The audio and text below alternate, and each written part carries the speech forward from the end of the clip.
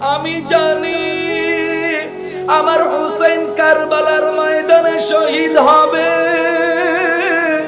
ওই সময়ে সান্ত্বনা দেওয়ার জন্য আমি মা থাকবো না, তুমি ছোট বোন জয়নাব থাকবে।